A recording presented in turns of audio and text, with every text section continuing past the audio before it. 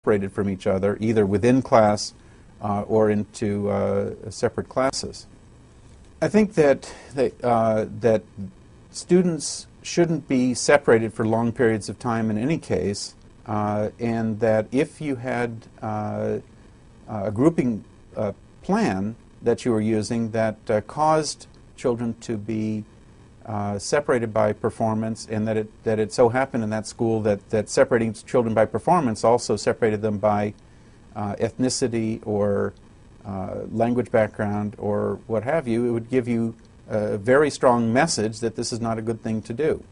I think we have many goals in education, many objectives, and certainly a sense of being one student body and ultimately one community and one nation is a primary goal in education, along with many others. And if you were using a grouping plan for an instructional reason, it had better have a very strong rationale and be used in a very limited way if it has the effect of separating children by ethnicity or race or language background. Well, flexible grouping by definition means that you're not trapped in the same group all the time. I mean, that's it, period. So teachers have to monitor how kids are moving from group to group or whether they're trapped in a group. The worst thing you can do is trap a kid in the same group of people. It doesn't help them. They don't get to know other kids. They start to follow a very narrow path. The path is usually unrelenting. There isn't much escape from it. So we want kids who seem to belong to certain groups by virtue of their own choice or how we put them in there. We want to break down those boundaries and move them around. So if I have a group of kids who I pulled together, say 8 kids, to do a little mini lesson on how to infer while you read and how to keep track of what you're thinking using Post-its, then I want to make sure that that kid doesn't remain in the same skills-based group day after day after day. So it's all about balance, it's all about flexibility, because the more flexibility you bring to your approach, the greater the kids learn from each other. So in schools, for example, the lower expectations that students of color and white students the students of color and low-income students and language minority students commonly run into are a form of institutional racism. Tracking structures and then the whole tracking special education continuum, so you have special education all the way up to college prep and GATE, gifted and talented, in which white students are disproportionately in the upper level groups, as are affluent students, and students of color and students from low income communities are disproportionately in the lower level groups, that are then given instruction that takes them to very different futures.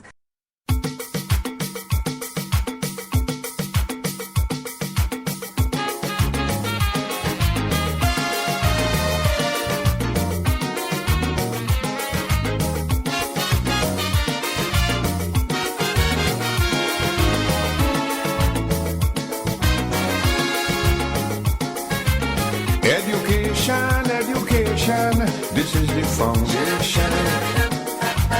Our rising population needs sound education to be recognized anywhere you go. You gotta have your certificate to show, to enjoy any kind of happiness. Knowledge is the key to success.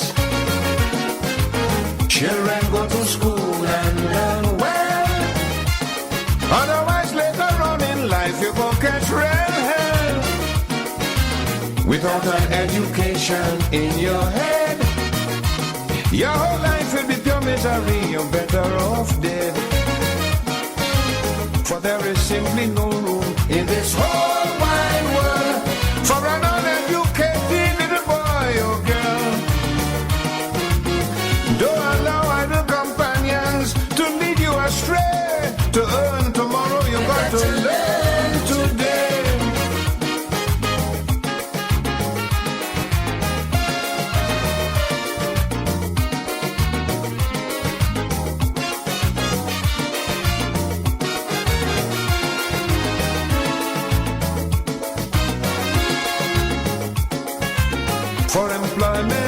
employment, you must be intelligent.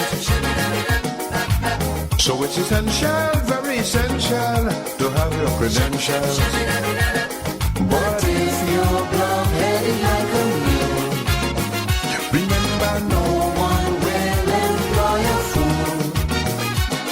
You will be the last one to be hired, and the very first one to be fired.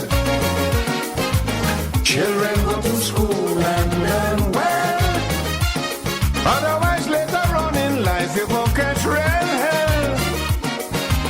Without an education in your head, your whole life will be pure misery, you're better off dead.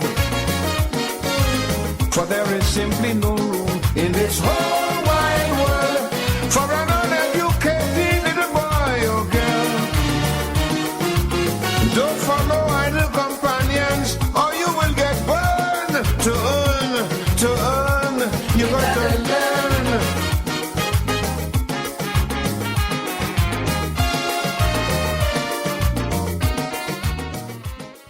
And of course, that is the great mighty Sparrow from Trinidad and Tobago singing about education.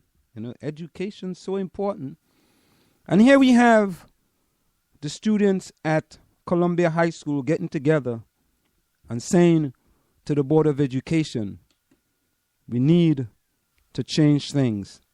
We cannot continue the same way because it's not fair and it's just not right. And we need to change things. And it's always good when the students themselves make that decision, because sometimes the parents may make some decisions in that's not the best decision, but the best decision for their kids.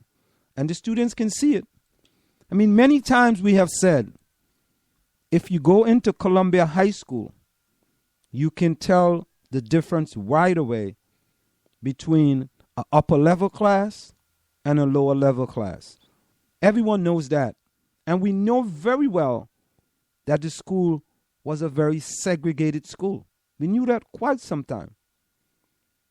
But we tout diversity over and over and over. But when it comes to diversity in the leveling system at the high school, we disregard diversity. And that was sad. And finally, I think there's no choice left, but the school is going to do the right thing. And, you know, I say this, get rid of levels. Get rid of levels. I've said over and over and over, when you go to boarding school, there's no levels. There's no levels. As a matter of fact, I will say that, well, let me don't say that because I'm not sure. Let me don't say that. But I think it's important for us in these communities of South Orange and Maplewood to decide that, you know what, if we are going to talk about we moved here for diversity, let's have true diversity. Don't just like have diversity outside in public. Public diversity, we have that, and that's great. But let's have education diversity as well in the classrooms, where the honors classes truly reflect our community and it's truly diverse. And that's not going to affect any kids. It's not going to slow down the kids that are going to learn anyway, because the intelligent kids are going to succeed regardless.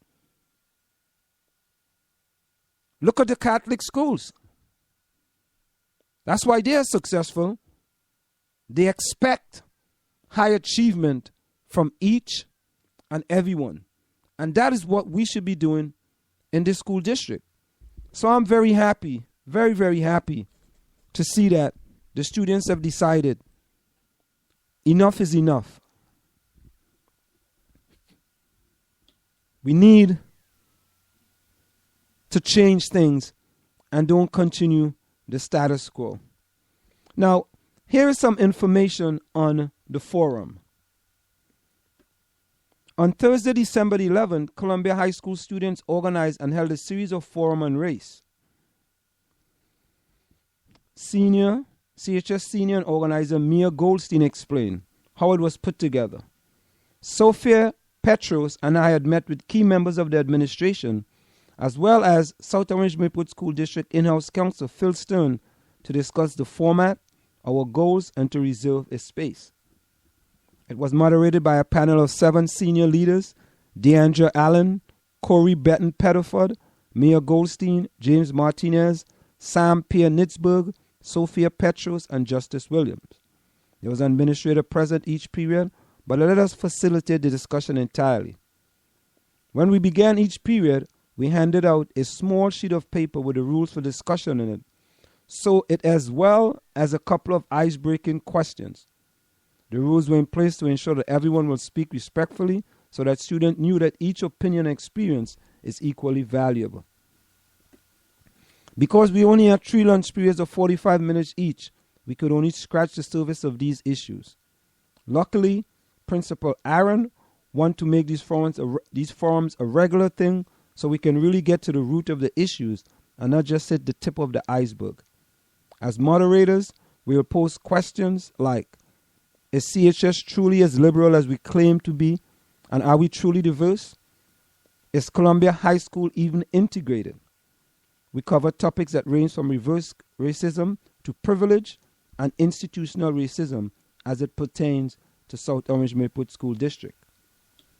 Number of people in attendance. I'm not sure exactly how many students were in attendance, but we were well over the capacity of the Black Box Theater. We filled the floors with people, and there was hardly any standing room. Students opened themselves up to the perspective of others and came to an understanding that CHS experience is diverse instead of pretending that we all experience the same school. What we found is something I'm deeming academic mobility. It's nearly impossible for students in the lower level classes who are predominantly black to move up a level, and on the same coin, it's nearly impossible for honor students to move down. There's a clear difference in expectation in this school when it comes to the treatment of black students versus white students. The overall consensus of those in attendance is that CHS is a tale of 2 schools, 2 separate institutions sharing a building. And you know what? I have been saying that over and over for the longest while, but sometimes people think you're just blowing smoke. You're just blowing smoke. Here are the kids who are in the building daily saying that, yes, we do have 2 separate school systems. We do. So let's give the CHS students a round of applause.